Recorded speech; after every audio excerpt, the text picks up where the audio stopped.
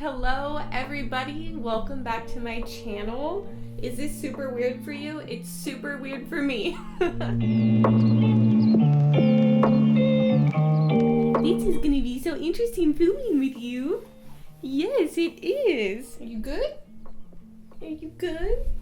What, do you want boob? Okay guys, we're gonna start this off with breastfeeding because apparently she's hungry and I'm all ready to film. So we're just gonna do both, yes. Okay, so guys, I breastfeed with a nipple shield. If you see any plastic, I'm not that thick. She didn't really get a proper introduction, but this is my baby. This is Arrow. She is 1 month old. She is a big, healthy baby. She was 9 pounds, 6 ounces, and I delivered her vaginally. I did not know she was gonna be that big. I don't know if I would have done anything differently, but I really didn't think I was gonna have a big baby or be able to push it out. And I thought I was gonna have a working epidural, but I think I'm getting ahead of myself. Let me grab my phone with my notes because I knew my brain wasn't gonna remember everything that happened. I just realized I forgot to introduce myself. If you don't know, my name is Brittany Balyn.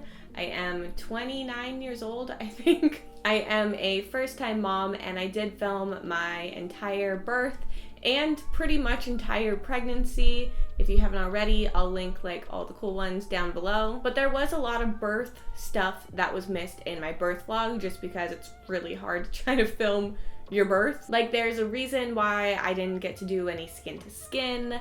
There's just some bits and bobs that I'll get into. My story begins with the fact that I was 41 weeks pregnant, only 1 centimeter dilated for the past 2 weeks prior, and I don't think effaced at all, and I was in like station -3, which is like the furthest station you can be in. That just means it's like where the baby was positioned. She was just like all the way up still. And if you watched the vlogs I made prior, I tried about everything to get her out. So with all this in mind, I decided to, with my doctor, schedule an induction for July 8th at 8 p.m. I'm glad I did because she was very big already. I can't imagine if she had got like over 10 pounds. I'm naturally a pretty small framed person. I'm short. I'm like 5'4", pre-pregnancy weight, like around 100 pounds. So to have a big baby was a shock. Right when I check in, I get all hooked up. The nurse looks at me and she's like, "Do you feel that?" And I'm like, "Oh, yeah, I'm having a Braxton Hicks." And she's like, "No, you're having a contraction." And I'm like, if I'm having a contraction, then I've been contracting for like 2 weeks. She's like, "Yeah, you're in early labor." So at that point, I'm excited, but I'm also a little bit concerned because I've been in early labor for like 2 weeks, potentially, and I'm not dilating at all. Like, this is gonna be a really long process. They start me on the misoprostol, which is used to soften the cervix. It's prescribed 4 hours before the Pitocin. I think I got the misoprostol just because I had like nothing going for me. Like, I literally was 1 centimeter and that's it. Pretty much since the moment I walked into the hospital, I was contracting. So from 8 p.m. to probably 3:30, I was just going natural, and that wasn't my birth plan. I really had no birth plan except for healthy baby and pain-free. So I was, planning on getting the epidural, but I did want to plan it out so I wasn't, waiting too long for the epidural, but I also wasn't, getting it too soon. I went from like a 1 centimeter to a 3 centimeter, and my nurse was like, "You know what, you want the epidural? This might be a good time to get it." It was about 3:30 that I was like, "I'm in a lot of pain, let's do the epidural." And I think I finally had it done and in at like 4:30. My water still hadn't broken. I still was at like a 3 centimeter. She wasn't any lower. I wasn't effaced. It wasn't looking good. Now call me stupid, but I always thought the epidural like numbed everything from, let's go with the belly button down, because you can't walk, your legs are numb. I just assumed it just hits everything, and I don't want to scare anyone. But for me, that was not the case. It took away like all contraction pain, and they were like, "Oh, you'll feel pressure." But I felt like a bowling ball trying to escape my butt. Like, it wasn't the kind of pressure you feel when you go to the dentist and you're numb and they're like, "Oh, you might feel pressure," and you feel pressure but no pain. I felt pressure and pain. And then the other thing is when you get the epidural, you have to get a catheter. And I could feel that completely. Like, I would say all of the canals, all of the holes, I could feel completely. I don't know why. I kept complaining about the pain a lot, and they were saying that's normal. They brought the anesthesiologist in again to give me what was like, they were calling a booster, I think, and it would help for like 30 minutes, and then I would feel everything again. Hold on, I'm gonna put her down in her bed. I think she might sleep. So from like 5 a.m. to 10 a.m., I felt a very strong need to push. Like that bowling ball needed to come out, and I was like moaning and screaming and making a lot of noise about it. And I was like, why is my doctor not coming in? It's just the nurse. Doctor and anesthesiologist got called in to really serious emergency surgery. The nurse decides to check me, and I think I was 10 centimeters dilated. I'm pretty sure I was like totally effaced, but the issue was I was only at station 0, which, as I mentioned before, I was -3, and then it goes like -2, -1, 0, 1, 2, 3. And so they want you at 3 to push. And I was like, I have a really strong urge to push. I can't control it. Like, I'm clenching, I'm holding in. Like, I don't know what to do. Like, I either need more epidural or I need to push. At this point in the vlog, you see my nurse decide that her and I were gonna do some practice pushes. And I don't know if my water had broken yet or if they broke it after I started pushing, but they had to break it themselves. And this was something I didn't mention in the vlog, but she had done a meconium.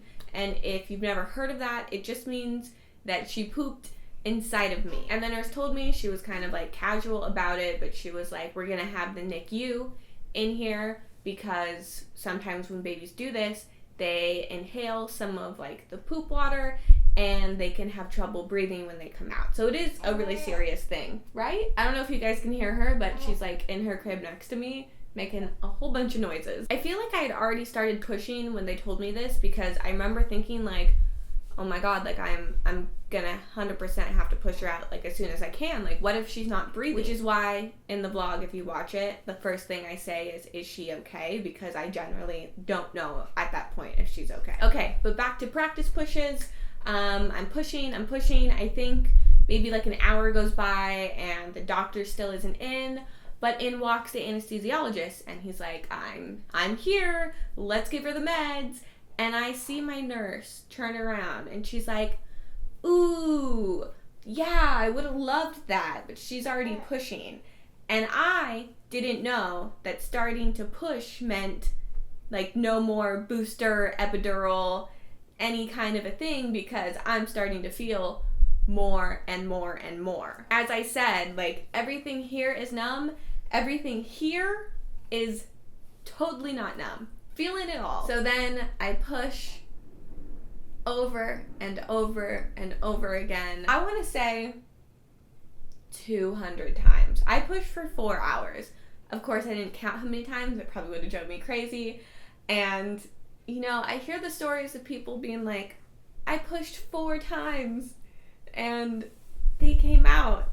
And a part of me is like, wow, you're so lucky. But the other part of me is like, fuck you. No, really, you cannot compare your birth story, your journey, to anyone else's. But I have to laugh sometimes at how different it can be. So if my story is scaring you, you could be one of those people that sneeze out the baby and you don't feel anything and your epidural works fine. And I hope that for you, if that's what you want. All right, we got Madonna over here. She needed an outfit change. I won't embarrass her about why. It was just a fashion choice, right? It was just a fashion statement. I would say for 3 out of the 4 hours I was pushing, her head was like right there. Like I could reach down and feel it. Which at first was like, oh my god, she's coming out. She's gonna be here. I can do this. But then after hours of that, and she's still there, and you've pushed, and you feel like you're gonna pass out, it kind of felt like she was never gonna come out. But of course, eventually, after pushing and pushing and pushing, she finally came out. And again, I don't want to scare you, but I could feel I could feel the ripping, and I am so lucky that I actually didn't get any degree of tear. So I think it's only the perineal is considered a degree of tear. So that's like that little bit between your two holes.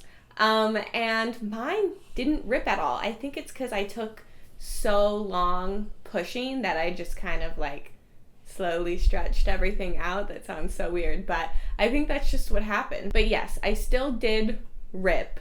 It wasn't that bad. I do have stitches. I still have the stitches, and I did rip a little bit inside. I was stapled and I wasn't numbed. I think I would have like 3 staples up there. I don't know if it was staples, but that's what it felt like.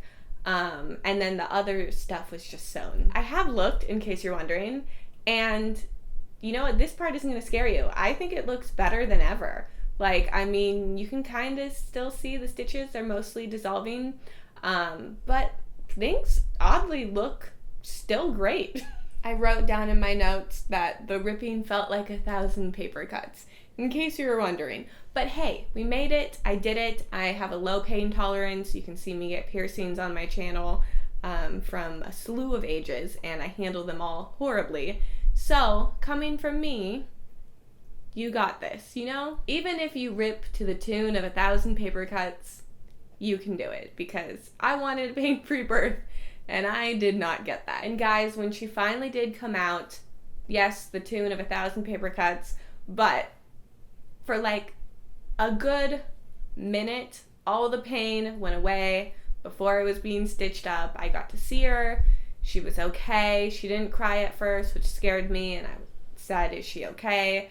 Then I was amazed at how big she was, because she was supposed to be 7 pounds 6 ounces based off the ultrasound, which I know aren't always correct, and it was not correct. She looked like a toddler being pulled out of me. So that was a bit of a shock, and thankfully, even with the meconium, she was healthy. It was scary. I was bummed that I didn't get to do the skin to skin. It was kind of my plan. I know I said I didn't have a birth plan, but to be able to do the initial skin to skin with all of the stuff on her, you know, I wanted to leave that as long as possible.